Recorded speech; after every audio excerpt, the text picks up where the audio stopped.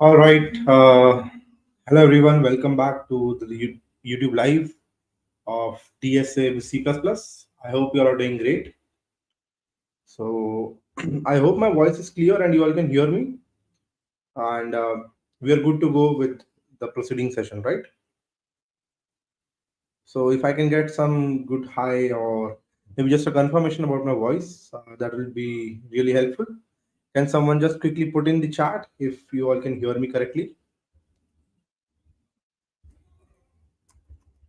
Okay. So let us proceed with the further developments in data structures. Good evening, Abhinav. Okay. So we will basically start today again our session with one more interesting uh, topic, which is known as algorithm, right? So let us first discuss that what exactly does it mean to have algorithm, right? So we all know that uh, algorithm is a systematic step, a procedure to write steps, right? Something that can be solved on pen paper also, right? A way in which you write simple steps to solve any problem, right? That's known as an algorithm. Okay. Thank you so much for the confirmation, Avinav, that my voice is clear. Great, right? For example, if we have to do any task, we have to define well number of uh, steps in order to achieve that, right? So the idea is that question could be write an algorithm to add two numbers. Okay. So even if this is the question, the idea is we'll have to write steps, right? Step one is take uh, integer one as input, right? Step two could be take another integer as input, right? Step three could be store the sum of these two integers in one another variable, right? Fourth could be print the third variable, okay? Third variable's value. So these are nothing but these are some well-defined steps through which we can achieve a solution to any problem, right? Now, when it comes to computer engineering or computer science, we always make sure that we have well-designed algorithms, right? So, one of the most popular saying is that when you have finished writing your algorithm, when you have finished designing the first code out of your algorithm, uh, in order to check if you are uh, improving over it, is to check if your code is reducing, right? So that's an important saying. And what does it mean to say is that whenever we start any problem, when we start with any problem, we as humans tend to start digging into the solution, right?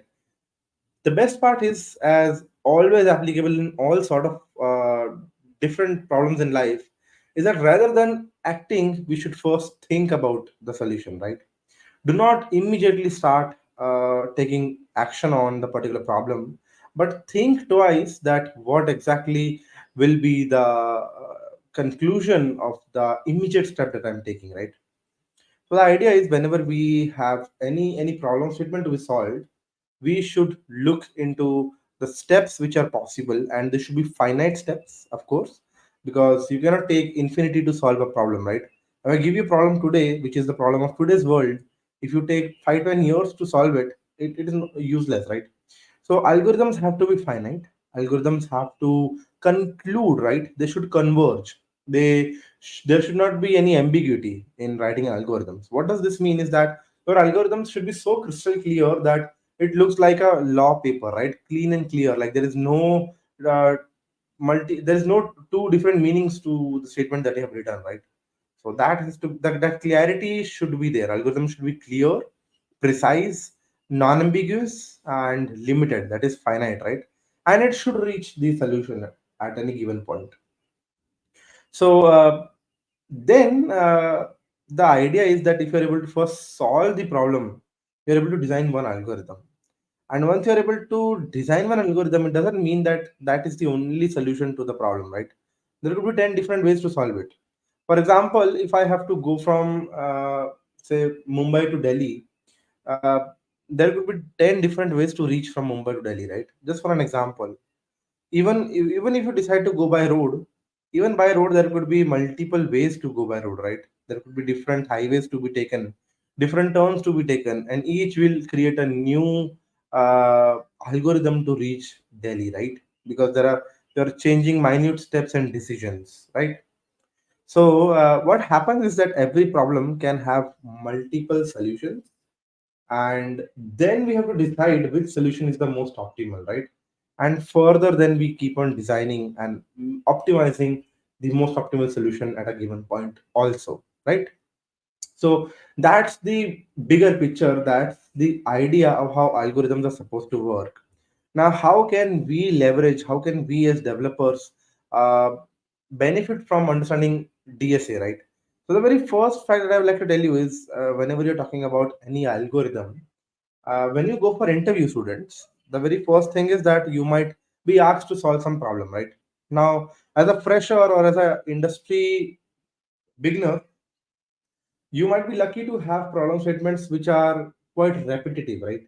For example, people can ask you to manipulate some strings, people can ask you to do things here and there with array, people can ask you about maybe doing some basic things like writing a calculator or getting a Fibonacci series. Although no one asks you to create a calculator at this level, it depends upon which company you're going for. There could be still the problem statements could be at a point generalized, right? If you have solved multiple word problems, if you have solved multiple uh, problems related to some mathematical computations and numbers and series, it becomes very much possible that your brain has now the capacity to write well defined steps, right? So my tip for you is that when you go for interview, even when you try to find a question that you have not solved, you are encountered with a question that your mind has never seen before. The idea is to not solve it directly. The idea is not to open up your VS Code or PyCharm and start writing variables, inputs, loops, right? The idea is first to write the algorithm. The idea is first to solve that problem on pen and paper. Is it even possible, right?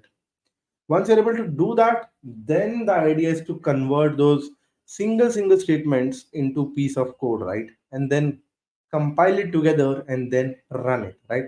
That's how algorithms should be used, and the mindset of any developer should be designed to, right?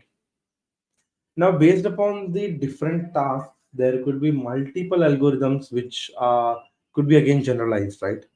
For example, I'll talk about two of the most common areas where algorithms might be needed. The one is searching and the other is sorting, right? So sorting is mostly needed for building features like when we go to any you can say e-commerce sites such as Amazon, Flipkart, anywhere wherever we have this filter, sort low to high, sort ascending to descending, right? Sort from start date to end date, sort from the earliest departure flights if you have to sort that things. So all these problems can be solved by the sorting algorithms. What if we have to now again go for searching algorithms? For example, uh, on Instagram or Facebook or anywhere or LinkedIn, we need to find someone, right? We can find them from their name, from their ID, but the point is we are still searching something. We can search even for search engines. You're typing something on Google and you're trying to search something. So this is where search algorithms could come into picture, right? Luckily, there are many algorithms which are available in the syllabus of data structure and algorithm, which cover best in class searching and sorting algorithms available, right? So the idea is today we will talk about one of the sorting algorithm, which is your bubble sort, right? When we talk about this algorithm, it is in fact one of the most simplest algorithm which we can begin with. It starts by repeatedly swapping around your variables, right? So I'll definitely would want to explain you this with an example. So let's begin our journey from that point, right? So let us just define the bubble sort algorithm. Okay, I'll just create one simple array. I'll just give an example. Suppose if this is one array which is available to us, okay, say something like this: 5, comma 1, comma 4, comma 2, comma 8. Okay. Now we need to sort this array. Actually, ideally, the output that we are expecting is 1, comma 2, comma 4, comma 5, comma 8. Okay, this is our output. This is the input, and this is the output. Okay. So how bubble sorting is supposed to work is bubble sort starts off with the very first two elements of the array, right? We take into consideration the first two elements of the array. Okay. So the idea is in this case, in our case, they are index 0 which has 5 and index 1 which has 1 on it, right? So that is we have 5 and 1 as our input, right? Now here we have to compare these two inputs and check if the first input is greater than the second one, right? So if we compare and if we find, see, I'll tell you what the logic is. If the first element is greater than second element, we do swap, else continue to the next task now. Okay.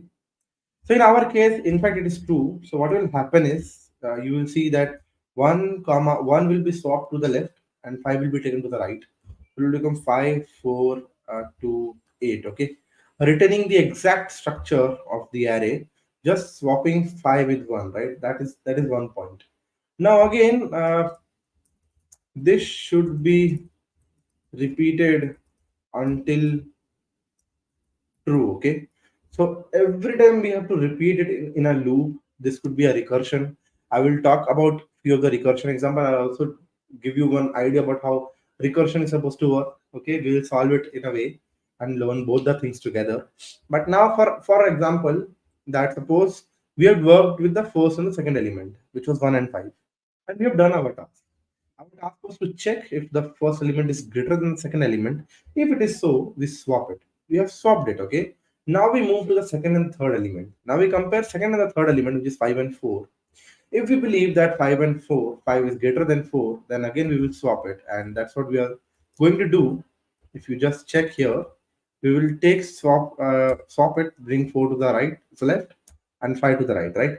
Again, we will go ahead and do the same iteration. Check with the steps right over here whether the 5 is greater than 2. Of course, 5 is definitely greater than 2. So bring 2 to the left and bring 5 to the right. Okay. Then again, go ahead and please check if 5 is greater than 8 or not. We say no, 5 is not greater than uh, okay, the 8. Since 5 is not greater than 8, we stop here. Okay. So we basically do not swap it. Okay. We do not swap. And once we do not swap, we enter the second iteration. Okay. You understand that we first traverse with the first index. We keep on traversing until and unless we reach a point that we cannot move it further down the stream anymore, right? And which is where we stop the first traversing and again go back in the loop and start second traversing, right? So during second traversing, can anyone tell me in the chats which what will be our first and second number, right? So anyone in the chats could put it कि first element कौन सा होगा, second element कौन सा होगा if I have to start my second traversing. Okay, I'll meanwhile I will mention here start first traverse loop, and I'll go here and I'll mention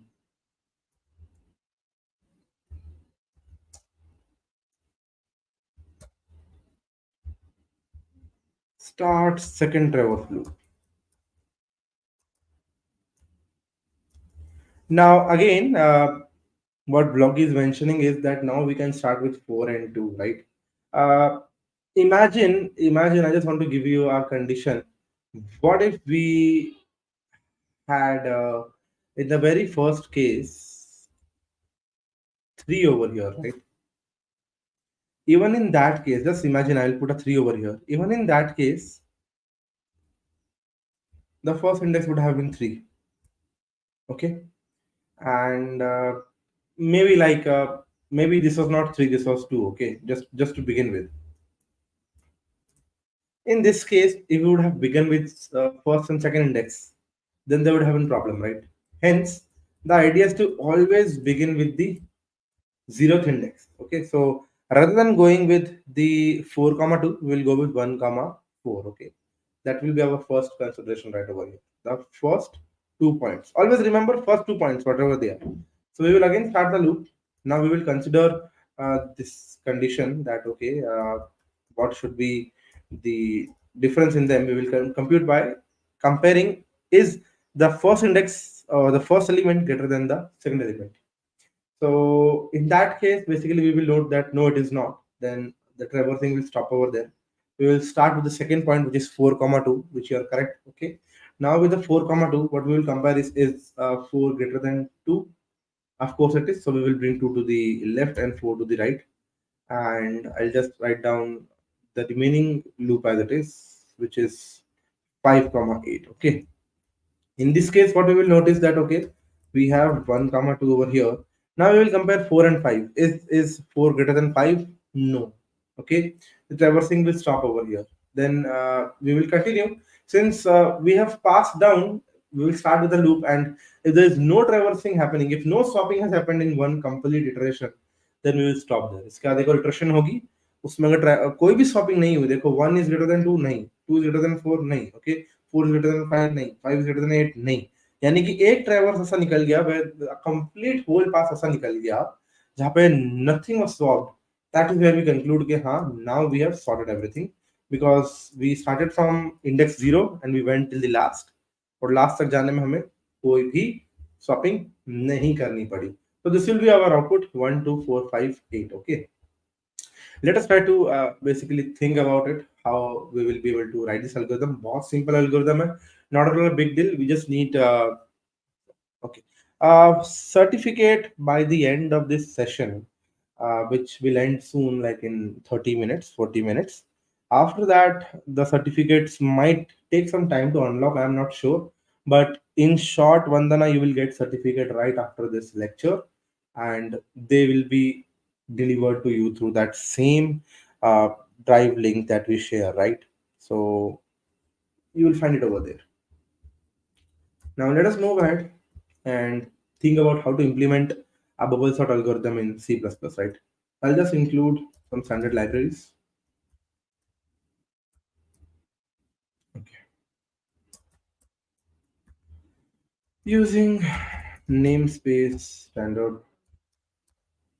As I told you, we will just create two simple things. Yes, which is like the function to implement bubble sort and a function to print the array, right? By the way, your certificates are live. You can just mark your attendance and you can get the certificates right in the go, right? Okay. So we will write a function. Let us write a function first. That is void, maybe like bubble sort. Okay, and it is supposed to take an array because it will sort an array, right? So this will be its input and one integer n to begin with. Okay, and which might be the length of the array to start with. Now once we are done with it, since it is a void function, let it be a void. Then we will start with another void function which will be printing array, right?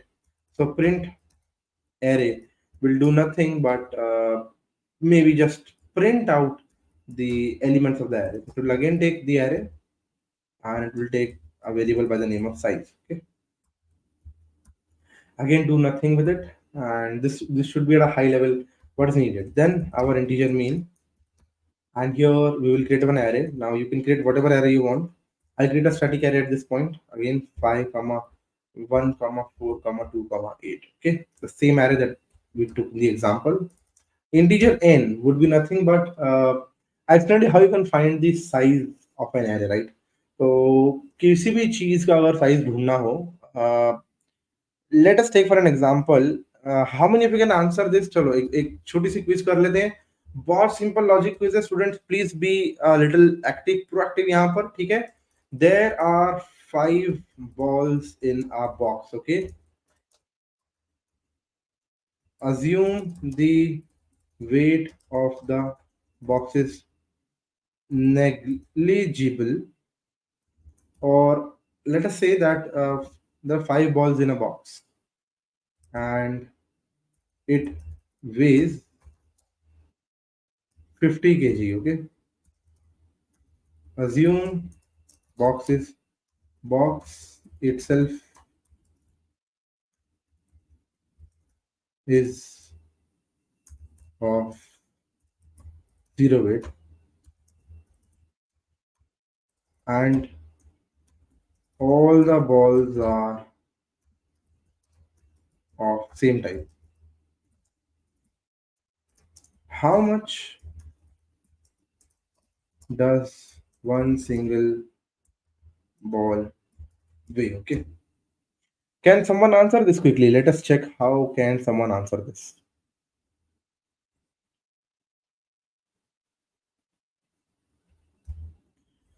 So I'll give you a minute. Think about it and give me the answer. How much does one ball weigh?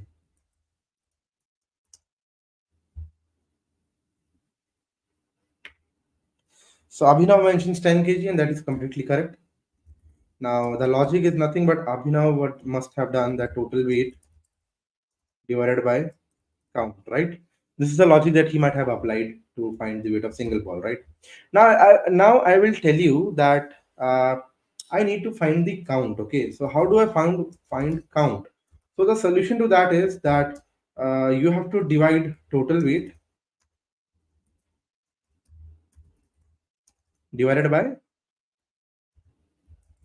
single ball weight, right?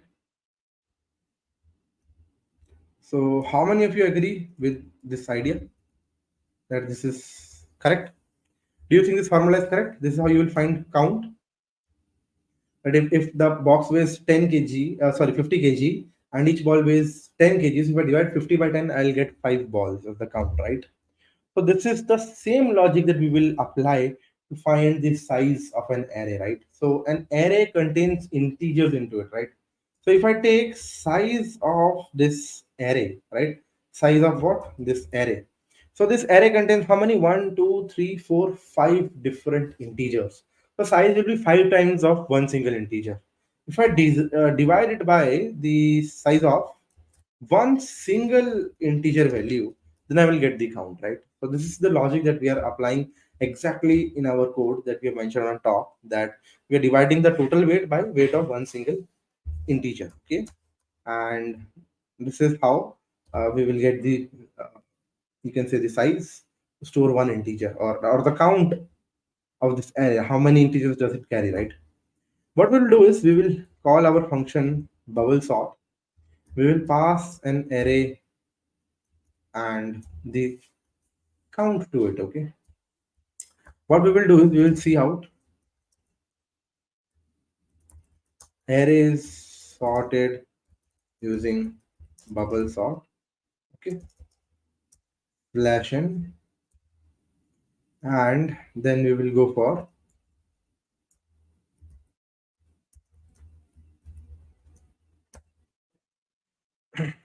print array. We will just print our array with the count and return 0, right?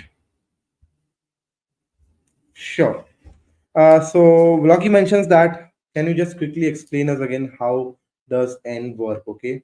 So first of all, let us understand that I'll go back to that example. Suppose if a box weight is equals to 50 kgs, okay, and single ball and say one ball weight is equal to 10 kgs, okay. Find how many balls in this box.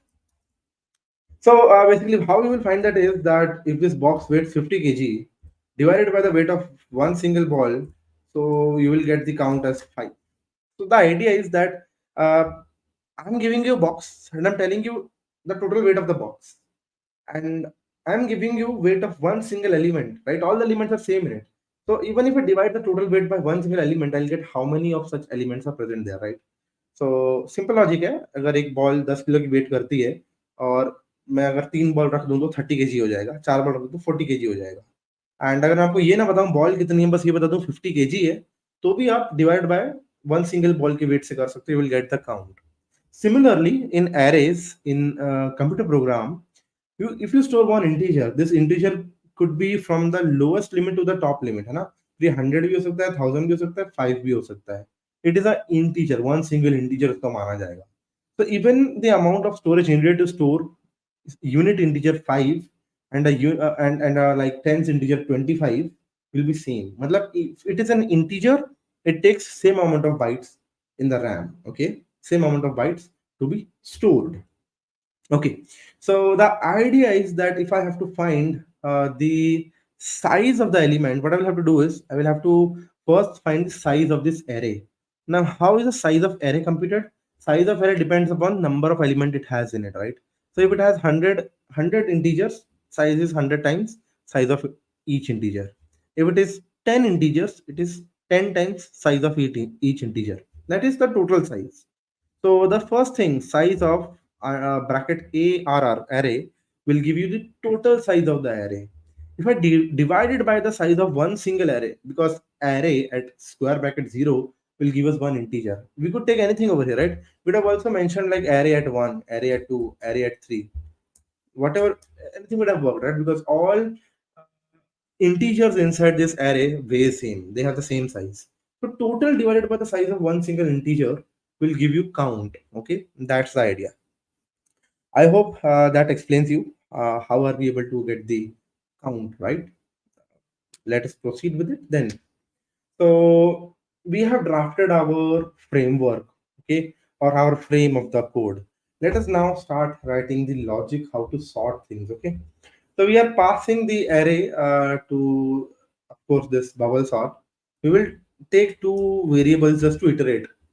जैसे very simple thing is to create ij and loop in it, right? For I in a range of 0 till n, iterate, फिर j उसके अंदर like double iteration होगी, like so the idea is if you are using a for loop inside a for loop, it is always o to the n squared complexity, okay?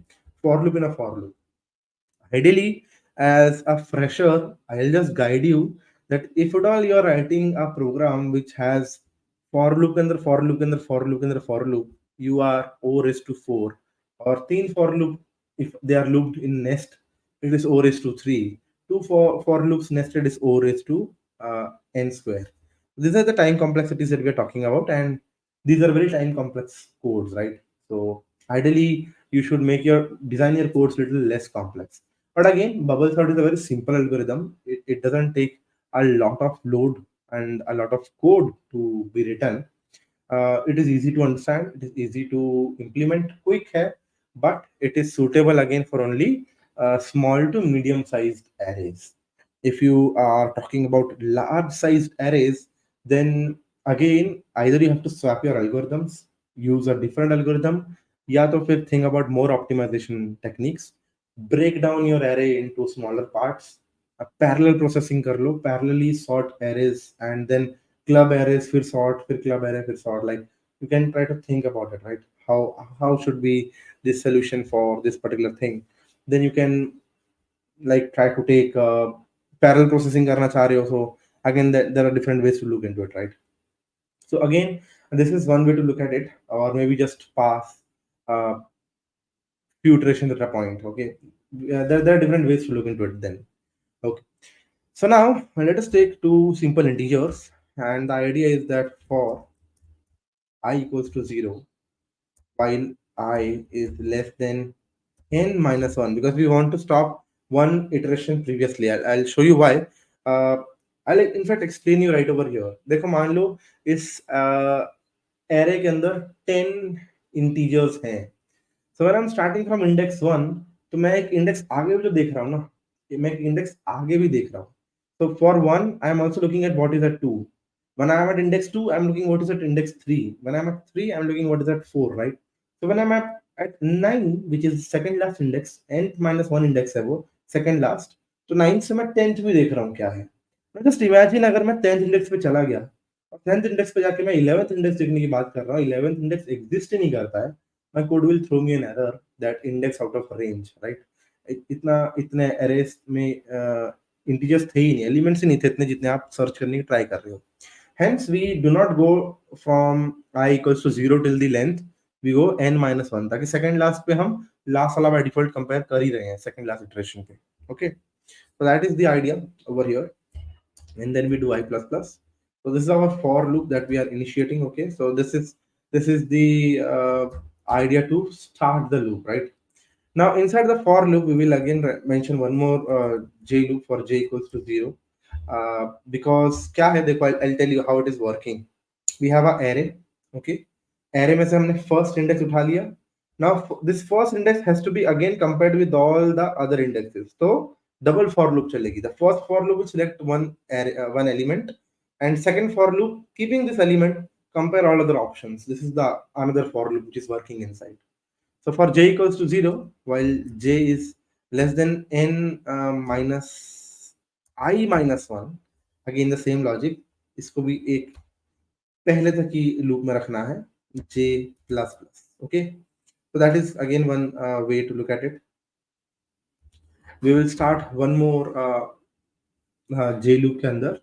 We will say if array at this element, array at j is basically what, greater than what, array at j plus 1, उसके आगे वाले element से if it is greater, then we have to swap, right? So यहाँ पर we can just simply use the swap method, which is like swap method, swap what, array at j with array at j plus 1.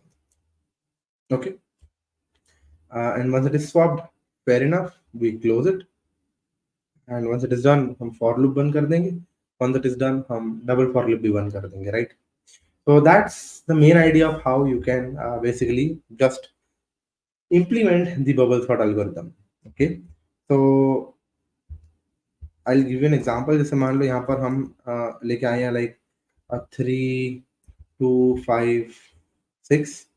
So what will happen is यहाँ पर in the first iteration I equals to 3 हो जाएगा. Okay, and then loop for the remaining values like 2 5 2 5 and 6. Okay, like loop for the remaining values. Now here it will check if your 3 is greater than 2. If it is so, it will go and swap back, so it will become 2 comma 3, and then it will be 5 comma 6. So this is the little logic how it is supposed to work. And until unless things are, suppose if there is something like maybe like 4 or 2, then it will again keep on working accordingly. It will keep on swapping. Okay, and this is the core idea of how it is supposed to work. Until and unless there are like zero swapping happening, then we can break the loop, right? That is a little more optimization that we can do to the bubble sorting. Okay, now in order to print it again, we will take one integer, say integer I. Okay, and for I equals to 0, while I is less than size, while I is incremented, what we will do is we will just simply keep on cout, print करते रहेंगे. Basic for loop है, the simple for loop starting from 0 to going till the size, and we are just printing out the array at that point, right? Print array at I. Okay, and then we will add some space ताकि next element of print हो सके, and then we will just close it, and once we are done with it, we will just cout /n, done with it. Okay, so this is how primarily it is supposed to work. And even if we try to fire this code, we will be able to execute it. It is building the code. build finished. And okay, you can see in the very bottom right over here that array is sorted using bubble sort. And for this is the array. Basically what I will do is I'll also print the array once more even before sorting it, so you can have a better idea. I will call the sort algorithm, sorry, the print algorithm twice and sort algorithm between over there, right? So you can see this was the initial array 5 1 4 2 8, and now we have 1 2 4 5 8, right?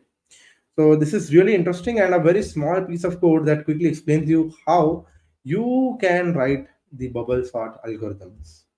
Okay, so that is the main idea of writing the sorting algorithms, right?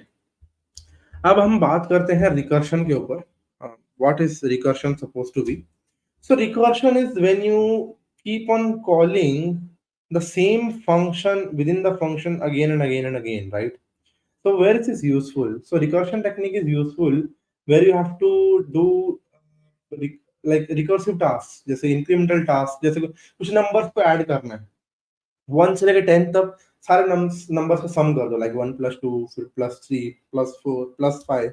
Okay, और it could be 10 plus 9 plus 8 plus 7 या Fibonacci series करना होगा, series हो तो sequential task हो जिसको one by one iterate करते जाना हो, वहां पर रिकर्शन बहुत अच्छे से काम आ सकता है. And recursion is a technique जहां पर रिपीटेडली हमें सॉल्व करने से हमारा गोल अचीव हो जाता है, right?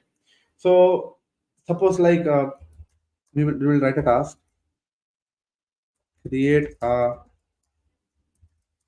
function to add first 10 natural numbers. Okay, so even if we run such a task, basically suppose say we take say n is equals to 5, so answer कैसे आना चाहिए? Answer is basically the solution of 5 plus 4 plus 3 plus 2 plus 1.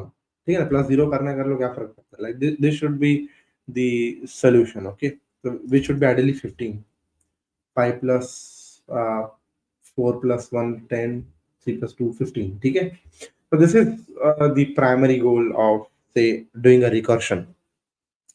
So now even if you go for say hashtag include iostream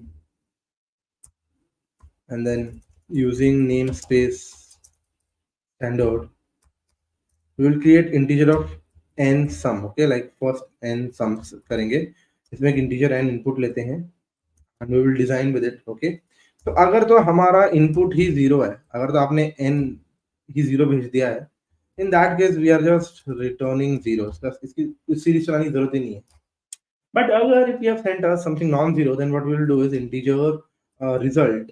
अगर हम इसमें result store करें तो n plus, देखो हम यहाँ पे कर क्या रहे हैं, हम जो हमारा फंक्शन है ना n sum, this our function name, हम n के साथ प्लस कर रहे हैं फंक्शन नेम ही, but now we are passing a one value less into it. Okay, and we will just simply return ref. I'll explain you how it is supposed to work, है ना? I'll just iterate over it and give you some idea about it. So we have integer main. Okay, and let us say integer n is equals to 5. Okay, and integer sum is equals to, we will call our function name n sum for say जो भी input लिया हमने, like in our case it is 5, and we will just see out sum is equals to sum return 0. And if you once run this, you will see sum equals to 15. Now how is it supposed to work? How does it work like that? तो line number 17 से शुरू कर लेते हैं. देखो line number 17 पे we will enter one variable n equals to 5. ठीक है, स्टोर कर लिया. लाइन नंबर पे 18 पे एक फंक्शन कॉल हो रही है विच इज n सम के अंदर 5 लेके जाओ क्योंकि n इक्वल्स टू 5 है यहाँ पर. चलिए फंक्शन के अंदर चला गया, it went to line number 7. Line number 8 check की, क्या n 0 है? नहीं है, इस वक्त n 0 नहीं है. तो it will go back line number 11 पे. लाइन नंबर 11 पे इसने क्या चेक किया कि अच्छा n के साथ प्लस करना है n some.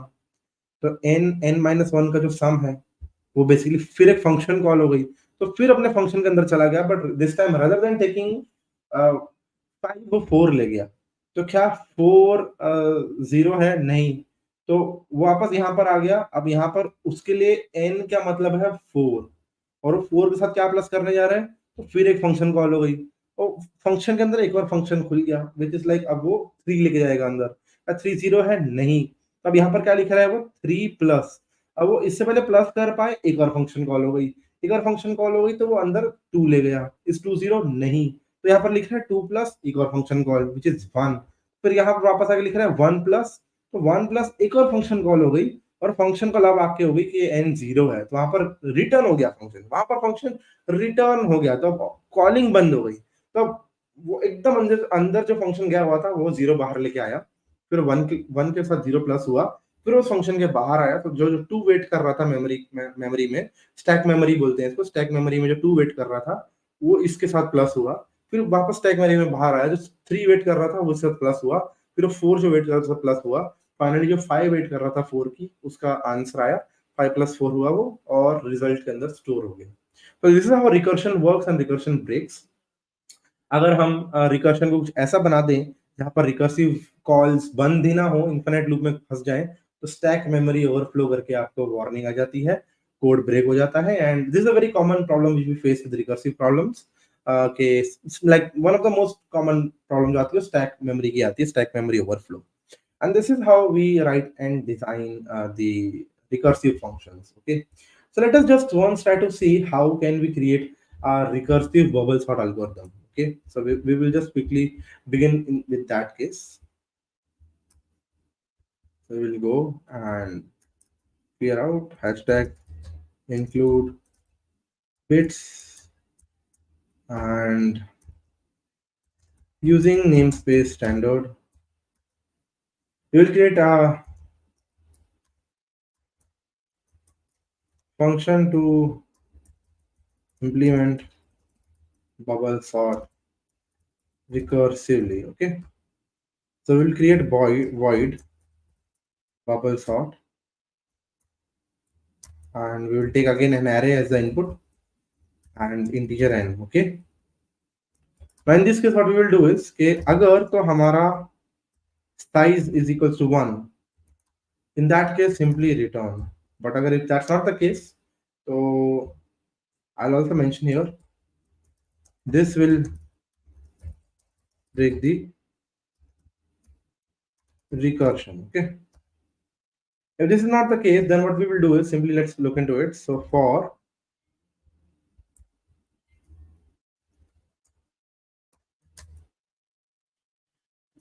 integer I equals to 0, I is smaller than n minus 1, I is incremented, right? यहाँ पर what we will do is rather than using that, remember we used I and j variables, यहाँ पर हम बस I लेंगे और अंदर recursion लगा देंगे, ठीक है? तो for I equals to 0, I is less than n minus 1, I plus plus, ये loop लग गई। अगर if your array at I is greater than array at I plus 1, in this case what you have to do is यहाँ पर swap लगा दो। But swap के अंदर आप एक फंक्शन मतलब you will be able to just loop in again, ठीक है? मैं आपको बताता हूँ कि कैसे स्वैप यहाँ पर तो आपने लगा दिया। यहाँ पर सिंपली आप जाओ और एरे एट बेसिकली आपका आई कॉमा एरे एट आई प्लस 1, ठीक है? So this is mention for now. Okay, अब इसके नीचे ही आप बेसिकली आओ और बबल सॉर्ट लगाने के लिए रिकर्शन लगा दो। Okay, so once you are done with this point, simply add bubble sort वापस और एरे पास कर दो, और यहाँ पर n-1 पास कर दो। तो फंक्शन के अंदर ही हमने एक और फंक्शन में कॉल लगा दी और यहीं पर उसकी कॉलिंग को खत्म कर दिया, ठीक है? So this is one plain logic जहां पर हमने फॉर लूप लगाई, फॉर लूप के अंदर ही हमने उसको रिकर्सिवली सॉर्ट कर दिया। Okay, so you'll understand that what we are passing is every time n-1 pass करते जा रहे हैं, right? So we are every time passing one smaller length of the array, and within this call it will simply flush out, uh, create the answer using a stack memory and then give us the answer back. So that's more about how we can create recursive functions. But my suggestion and guidance to you from this point would be that since we have understood one of the algorithm and one of the data structure, we can now start building upon it, right? See, the point is, how do you master any of the data structure? How do you master any of the algorithm to code more and more and more, right? So you will have to take up more and more small challenges, small programs, problems that you are able to write on your own. And then there you will find many problems related to linked list. Just Google out, find linked list problems, linked list challenges, linked list problem statements for C++. अलग अलग question मिलेंगे. You have to look into it, and then you have to just keep on practicing on it, right? And once you master that data structure, move on to the other data structure, go through the complete algorithm level of you can say theory part. काफी सारे algorithms हैं, सब try करो, practice करो, solve problems based on them. Once you are done with it, then you are pretty much good to go, and you can take the confidence that ठीक है थोड़ा DSA आता है basic level का, and now we can more focus on solving more challenging problems, right?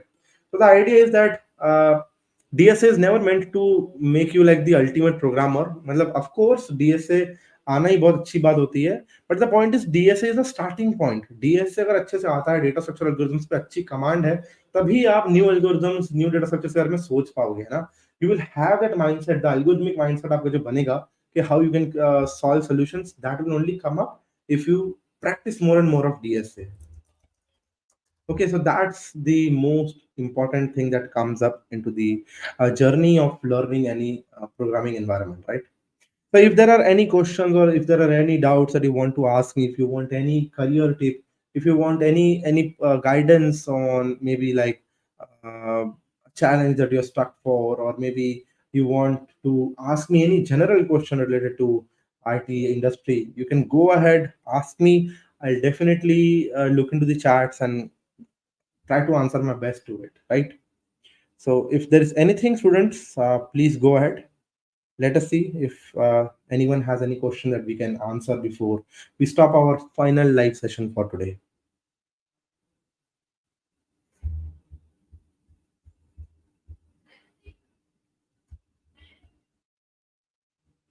All right.